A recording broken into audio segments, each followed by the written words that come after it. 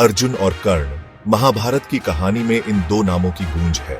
अर्जुन पांडव राजकुमार, धनुर्धर, भगवान कृष्ण के प्यारे शिष्य। दूसरी तरफ कर्ण एक महान योद्धा, बदकिस्मती में घिरा हुआ, कुंती का बेटा, अपनी मां से बिछड़ा, अपने कुल से अनजान, हमेशा के लिए किस्मत से सबसे बड़े पांडव भाई के रूप में चिन्हित। उनके रास्ते एक टक्कर के रास्ते पर एक राज्य के भाग्य का फैसला करेंगे।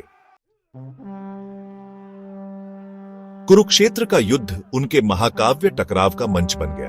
अर्जुन भगवान कृष्ण के मार्गदर्शन में धर्म के लिए, न्याय के लिए, धार्मिकता की बहाली के लिए लड़े। कर्ण दुर्योधन के प्रति वफादारी से बंधे, पांडवों के धर्म को जानते हुए भी अपने दोस्त के लिए लड़ने का वचन दिया। उनके तीरों के टकराव ने आकाश में आग लगा दी। अर्जुन ने दिव्य गांडीव धनुष से तीरों का तूफान चलाया। कर्ण ने अपने दिव्य कवच और विजय धनुष से अटूट वीरता का मुकाबला किया। युद्ध भड़का, उनके कौशल का प्रमाण, लेकिन उनके आंतरिक संघर्ष का भी प्रतिबिंब। अर्जुन को एक भाई से युद्ध करने के दर्द का सामना करना पड़ा, एक सच्चाई जो उसे युद्ध से ठीक पहले पता चली। कर्ण अपनी शक्ति के बावजूद सबसे महत्वपूर्ण क्षण में अपना दिव्य कवच खोने का श्राप मिला। वह वफादारी और भाग्य से बंधे हुए किए गए चुनावों के परिणामों से जूझ रहा था। चरमोत्कर्ष आ गया। कर्ण वंचित और निहत्था, कमजोर हो गया। कृष्ण के मार्गदर्शन में अर्जुन ने अंतिम वार किया, जिससे द्वंद्व समाप्त हो गया। हालांकि जीत कड़वी थी।